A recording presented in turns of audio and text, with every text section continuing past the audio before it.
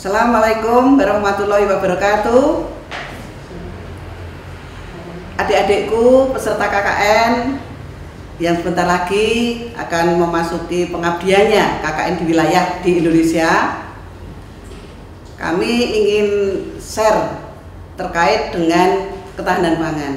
Namun sebelumnya kenalkan, nama saya Arufah Nur Indriani, MSc, sebagai Kepala Dinas Pertanian dan Ketahanan Pangan Daerah Istimewa Yogyakarta.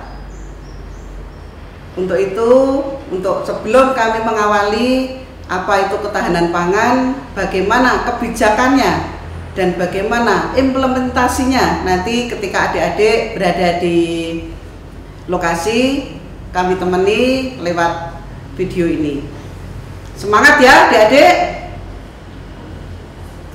Jaga kesehatan dan tetap semangat. Bismillahirrahmanirrahim. Adik-adikku yang kami sayangi, di mana saja berada yang akan melaksanakan tugas KKN dengan niat yang ikhlas, mari kita simak. Kami mau sebentar menyampaikan untuk bekal nanti di lokasi KKN. Yang pertama, kita ketahui bahwasanya posisi saat ini kita bahwa masih dalam situasi pandemi COVID-19, yang mana dengan pandemi COVID-19 ini mau tidak mau, suka tidak suka akan merubah tatanan kehidupan masyarakat kita di dunia. Untuk itu kami mengajak adik-adikku yang mau mengabdikan diri di masyarakat, mari kita akan bertemu dengan ora koyo adate. Beda situasi saat ini dengan KKN-KKN yang sebelumnya. Untuk itu kami mengajak, yang penting adik-adik semua dan masyarakat di Indonesia bisa menerima dengan situasi ini, dengan perubahan ini, dengan kondisi yang ikhlas dan bahagia. Ikhlas artinya di sini adalah mari kita jalani, mari kita syukuri, dan mari kita nikmati. Siap ya adik-adik? Yuk kami temani dari sini. Kami akan mengawali terkait dengan ketahanan pangan. Bahwasanya perwujudan ketahanan pangan itu tidak ujuk-ujuk langsung nasional. Ketahanan pangan ini perwujudannya dari tingkat individu, perorangan. Dari kita diri sendiri dulu harus tahan terhadap pangan, tahan terhadap sehat, maka kita akan bisa bekerja dengan sehat, aktif, produktif. Setelah kita tahan sendiri, barulah merambah ke ketahanan pangan tingkat keluarga. Keluarga tahan, baru tingkat wilayah. Wilayah RT, RW, dusun, kecamatan, desa dulu, kecamatan, tingkat kabupaten, tingkat kota, dan provinsi, baru tingkat nasional. Jadi jangan diasumsikan ketahanan pangan itu langsung dari nasional, tidak. Karena ketahanan pangan nasional itu tahan, setelah dicermati kedalamannya ternyata masih banyak yang kelaparan, yang gizi buruk atau stunting dan sebagainya. Nah, sekarang yang kedua, kami bicara ketahanan pangan. Ketahanan pangan itu adalah ada 3 subsistem. Yang pertama adalah subsistem ketersediaan. Artinya apa? Ketersediaan itu yang penting barang itu tersedia. Dimanapun, kapanpun, jam berapapun harus tersedia. Baik itu produksi dalam negeri ataupun impor ataupun cadangan pangan. Yang penting tersedia. Masyarakat mencari pangan harus ada. Yang kedua, subsistem distribusi. Distribusi ini terkait dengan aksesibilitas, kemudahan menjangkau ya, baik fisik maupun ekonomi. Fisik itu terkait dengan barangnya itu harus ada, ekonomi harganya terjangkau. Kemudian subsistem yang ketiga, konsumsi atau pemanfaatan pangan itu sendiri, yaitu terdiri dari kualitas pangan, ada keseimbangan gizinya bagaimana, mutunya pangan yang kita asup bagaimana, keamanan pangannya bagaimana, kemudian diversifikasi pangannya, makan tidak harus beras, masih ada sumber-sumber kearifan lokal yang lain di Indonesia yang ini bisa memacu untuk kita mengkonsumsi selain beras. Ada umbi, ada pisang, ada sukun, ada jagung, dan sebagainya yang ada di kearifan, sagu dan sebagainya. Dimanapun ada di sekitar kita makanan, itulah namanya kearifan lokal yang bisa kita konsumsi kesehariannya. Kemudian yang berikutnya permasalahan ketahanan pangan. Permasalahan pembangunan ketahanan pangan itu ada perubahan iklim, jelas dengan cuaca yang berubah, pola tanam akan berubah. Kemudian alih fungsi lahan, kemudian pasar bebas, keamanan pangan, dan juga kualitas dan kuantitas SDM pertanian. Ini yang kami khawatir. Sekarang SDM pertanian tuh baru di mayoritas adalah senior-senior. Tapi mari kita bangkitkan generasi muda, generasi milenial untuk bisa menjadi senang dengan pertanian. Pertanian bukan berarti kumuh. Pertanian bisa dianalogkan dengan sekarang pertanian berdasi. Jadikan generasi muda kami, adik-adik yang kami sayangi, kami banggakan. Mari kita galang, kita munculkan bahwa generasi milenial bisa untuk menjadi pertanian yang tangguh. Berikutnya isu pertanian, isu strategis pembangunan ketahanan pangan, yaitu jelas konsumsi beras ya. Jangan bilang nek rumah nasi belum makan. Tidak, sekarang yang penting itu asupan gizi yang diperoleh, yang dibutuhkan oleh tubuh kita. Kemudian adanya kerawanan pangan atau gizi buruk atau menterengnya stunting. Stunting itu kalau di desa-desa orang ngarani anak-anak yang kerdil, kuntek, itulah. Itu perhatian khusus bagi kita. Makanya dengan bantuan adik-adik KKN yang berada di desa, di lokasi, marilah kita ajak. Itu perhatian khusus bagi kita yang gizi buruk tadi. Untuk itu, makanya untuk ketersediaan pangan, akses, pemanfaatan, inilah yang terkait dengan persoalan kemiskinan yang kita hadapi. Di samping harga pangan yang berfluktuatif, cenderung naik turun. Kemudian strategi perencanaan new normal. Namanya new normal ini adalah baru yang tadi kami matur, ora koyo adate, tidak seperti biasanya. Posisi yang sekarang ini dihadapi dunia. Mari kita bersama-sama dalam hal ketahanan pangan, khususnya penanganan kerawanan pangan dan kemiskinan, secara terintegrasi lintas sektor bisa dilakukan. Sebagai contoh, pemerintah pusat, pemerintah daerah sudah melakukan program-program yang ada desa mandiri pangan, ada lembaga akses pangan masyarakat, ada replikasi desa percontohan. Untuk DIY kali ini ya, 12 desa itu DIY punya percontohan yang tadinya rawan pangan menjadi tidak rawan pangan. Kemudian terkait dengan diversifikasi pangan, perlunya promosi pangan lokal dan pola konsumsi yang beragam, bergizi, seimbang, aman. Pola yang B2SA. Kemudian optimalisasi pemanfaatan pekarangan. Nah ini yang belum digarap ini. Di kampung-kampung itu masih ada lahan yang masih belum optimal. Mari dioptimalkan dengan adik sebagai motivatornya, penggeraknya. Oleh Karang Taruna, Karang Taruni, ibu-ibu PKK, ibu-ibu kelompok wanita tani, mari digarap di situ, dioptimalkan pekarangannya agar bisa pekarangan menjadi sumber protein, sumber vitamin, sumber mineral dengan menanam buah-buahan, sayur-sayuran, dan ada ternak, ada ikan. Jadi kesehariannya itu tidak perlu beli, nanti tinggal panen dari kebun sendiri. Kemudian terkait dengan strategi perencanaan ketersediaan dan distribusi pangan. Distribusi pangan ini dan ketersediaan ini menjadi kita juga perhatian kita. Di samping ada cadangan pangan. Cadangan pangan itu pemerintah nasional itu menggariskan semua harus ada cadangan pangan, yaitu dengan 10% dari potensi wilayah berupa beras. Itu nasional.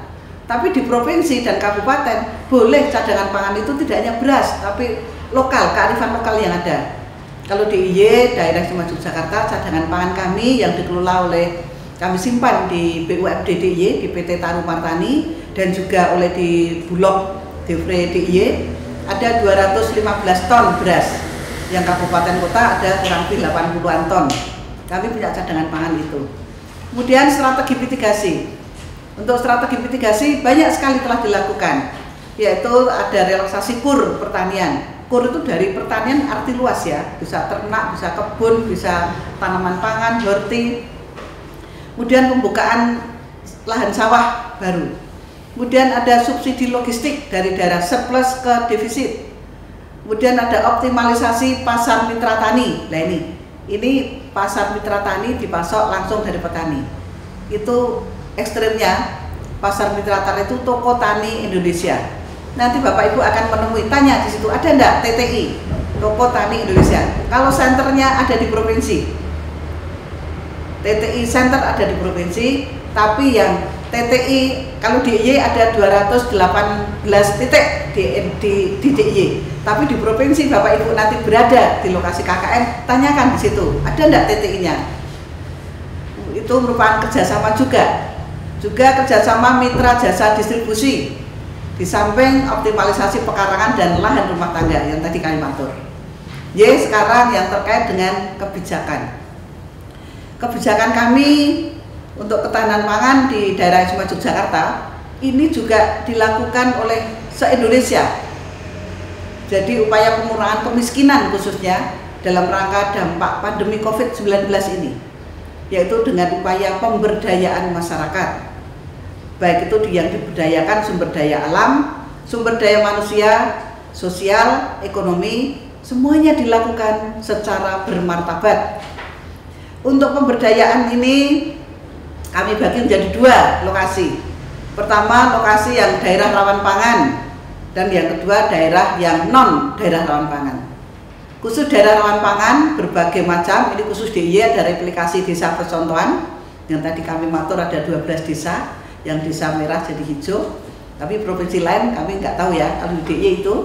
Kemudian ada DMAPAN, Desa Mandiri Pangan, dan pengembangan korporasi usaha, ini se-Indonesia ada ini. Kemudian ada P2KP, yaitu percepatan penganekaragaman konsumsi pangan. Itu dengan ekstrimnya nanti kegiatannya optimalisasi pemanfaatan pekarangan melalui kawasan rumah pangan lestari ataupun pangan pekarangan lestari. Kemudian termasuk diversifikasi pangan, tadi makan tidak harus beras, tapi gunakanlah kearifan lokal yang ada di situasi Bapak Ibu KKN atau mas-mas mbak-mbak yang akan KKN di situ. Kemudian ada juga LAPM, Lembaga Akses Pangan Masyarakat. Ini mendekatkan akses dari masyarakat yang terpencil, yang jauh dari akses ketersediaan pangan. Dengan adanya aktivitas LAPM ini yang di desa akan mendekatkan pangan itu ada di situ. Masyarakat tidak perlu ke kota cari beras, cari minyak, cari gula, telur. Cukup di LAPM itu, lembaga ini akan menyediakan dengan harga yang sama dengan di daerah yang asalnya. Kemudian ada Lumbung Mataraman. Kalau Lumbung Mataraman khusus untuk DIY, ini kami menggunakan dana keistimewaan DIY. Lumbung Mataraman ini hampir sama konsepnya dengan P2L ya, pekarangan pangan lestari, yaitu ada penanamannya, ada demplotnya, ada pembibitannya, ada rumah kebunnya, ada pasca panennya dan pemasarannya. Hampir sama konsepnya, cuma dananya saja untuk DIY Lumbung Mataraman namanya. Kemudian berikutnya yang non daerah rawan pangan. Untuk yang non daerah rawan pangan ini ada PUPM, pengembangan usaha pangan masyarakat, yaitu TTI tadi, Toko Tani Indonesia Center atau TTI itu untuk stabilisasi harga tidak. Ini artinya mendekatkan harga yang dijual di TTI adalah harga sama dengan produsen, sama dengan petani, sama dengan kalau di Jogja kami koordinasi dengan Bulog, koordinasi dengan PT Madu Baru yang gula pasir, koordinasi dengan Gapoktan yang penyedia beras, penyedia telur, dan koordinasi dengan semuanya saja yang mau memasokkan dengan harga sesuai dengan harga produsen atau harga petani di bawah harga pasar dengan harga segitu barang berkualitas. Kemudian juga ada P2KP sama dengan daerah rawan pangan tadi. Ada optimalisasi pekarangan, ada pola menu B2SA, beragam, bergizi, seimbang, aman. Ada juga pengembangan industri pangan lokal, PIPL, semua ada di situ. Tinggal menanyakan koordinasi dengan Dinas Ketahanan Pangan yang ada di situ, di lokasi itu, ataupun di kecamatan dengan BPP. Di BPP akan tahu nanti, di desa akan ada penyuluh, ditanyakan di situ. Kemudian berikutnya ini kami arah pengembangan konsumsi pangan nasional. Secara nasional itu konsumsi pangan hewani, kacang-kacangan, sayur, buah, umbi harus ditingkatkan. Untuk konsumsi beras dan terigu harus diturunkan. Karena kita ketahui terigu ini adalah produk yang bisa ditanam di Indonesia tapi tidak bisa panen. Rugi kan? Kita hanya menanam kalau nggak panen. Akhirnya mari kita turunkan karena itu termasuk salah satu produk yang impor. Kemudian penurunan daerah rawan pangan, jumlah desa rawan pangan di DIY. Dulu tahun 2009 kami masih ada 100 desa rawan pangan dari 438 desa di DIY. Sekarang ini menurun terus sampai dengan tahun 2019, saat ini tahun 2020 tinggal 4 desa kami yang rawan pangan. Insya Allah tahun 2020 zero. Semoga Allah meridhoi usaha kami. Jadi desa rawan pangan ini adalah desa yang perlu integrasi lintas sektor, lintas dinas untuk menggarap bersama-sama. Sekarang terkait dengan pelayanan new normal. Nanti adik-adik di lapangan akan ketemu masyarakat, ini juga diterapkan protokol kesehatan ini, yaitu berupa SOP pelayanan new normal. Untuk pelayanan new normal di kami, ini ada SOP yang sudah kami terapkan, yaitu pelayanan sertifikasi pangan segar asal tumbuhan, dan juga SOP untuk pasar mitra tani atau TTI tadi. Dua SOP ini secara detail ada di kami. Intinya bahwa protokol kesehatan kita padukan dengan bidang ekonomi, dengan sektor ekonomi.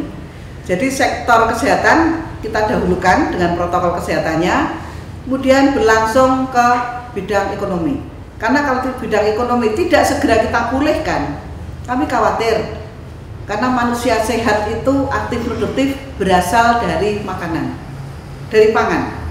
Asupan yang diperoleh harus gizinya cukup untuk bisa mendapatkan manusia SDM yang berkualitas. Makanya harus kami padukan. Protokol kesehatan kita jalani, bidang atau sektor di pangan mulai kita tumbuhkan sekarang. Jangan berhenti. Malah justru sektor pertanian ini yang alhamdulillah insya Allah handal di lapangan. Karena mau tidak mau makhluk hidup, semua makhluk hidup yang ada mesti butuh makan. Siapa sih? Bayi cengar itu mesti butuh ASI. Nah kita ini yang di masyarakat sudah diberi kelimpahan nikmat oleh Sang Pencipta. Mari kita optimalkan kearifan lokal ini. Apa yang bisa kita makan? Disitulah letak budaya pangan ini. Pangan adalah budaya.